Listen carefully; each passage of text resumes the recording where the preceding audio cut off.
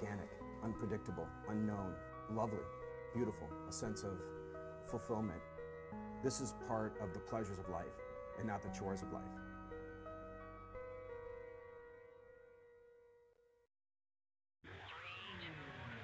Coming up on Daily Iowan TV, blog trouble. See what prompted a Johnson County official to rant on a blog post. And curfew no more? Find out if the Iowa City Council voted to eliminate midnight curfews for entertainment venues.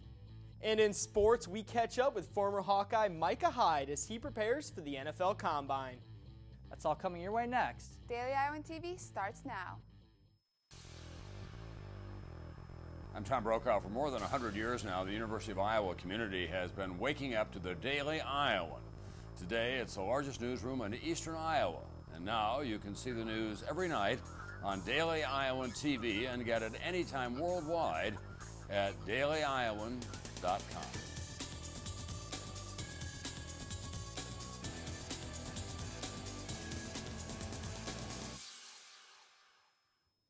Thanks for tuning in to your Wednesday edition of Daily Iowan TV. I'm Brad Maxwell. And I'm Iowan Simic. A Johnson County official took to his weekly newsletter to express his frustrations about a program that provides transportation for disabled community members. Johnson County Supervisor Rod Sullivan directed his most recent post towards Iowa City City Manager Tom Marcus about funding for the program. The newsletter was posted on February 8th. The opening to the post reads, quote, "Dear Tom, you blew it. There was great opportunity for Iowa City and Johnson County to work together, but you blew it," end quote.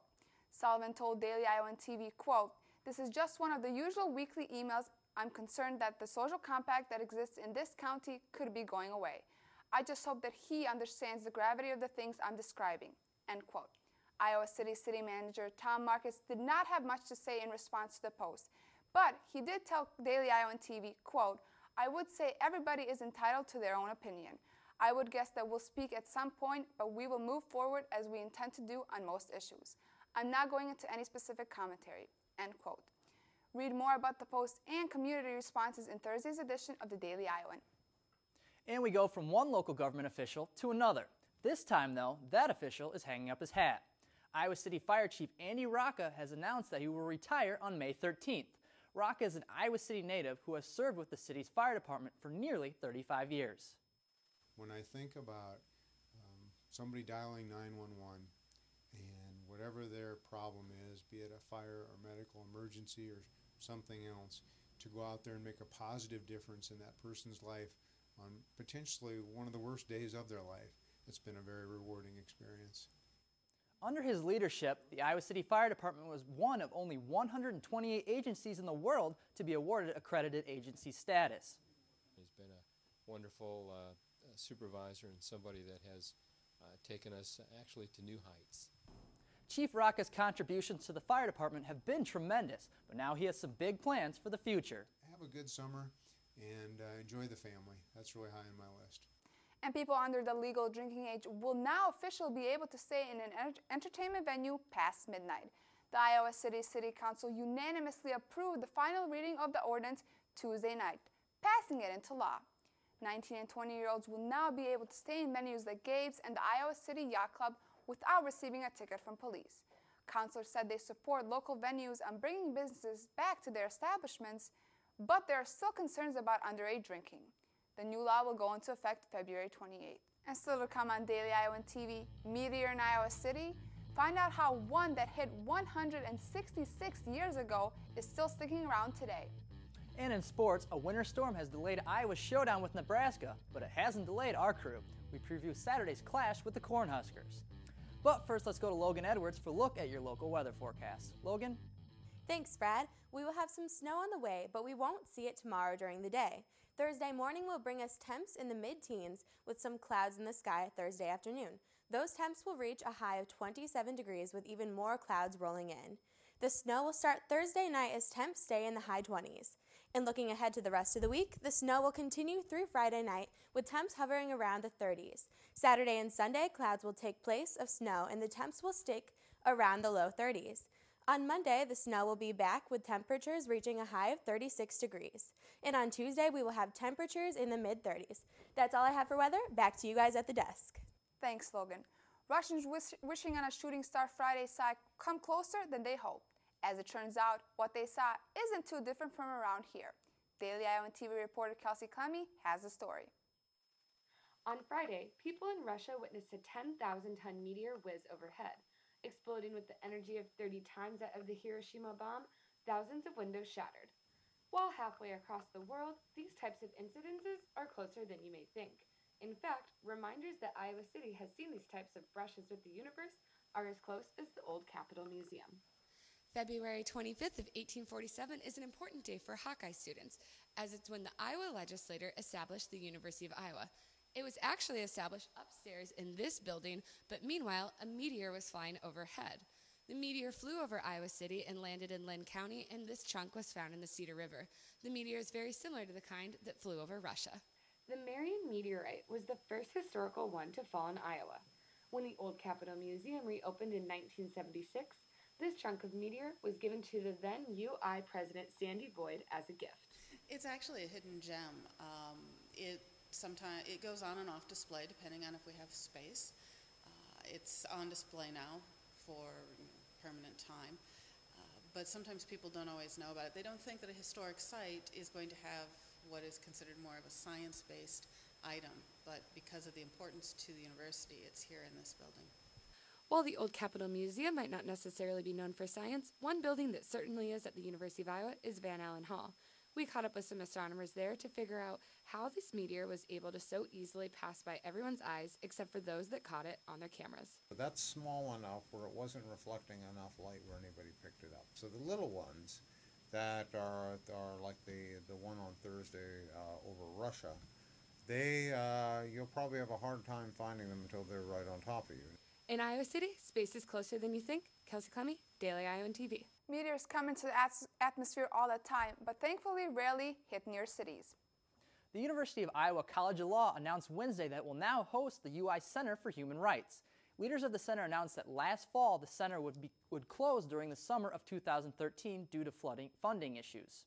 Students then protested the closing of the center. Law professor Adrian Wing will become the new director of the center on July 1st.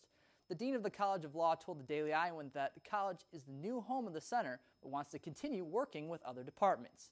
Read more about the center's move in Thursday's edition of the Daily Iowan. An Iowa region is under fire for sending University of Iowa President Sally Mason an email in regards to a professor's research on ethanol.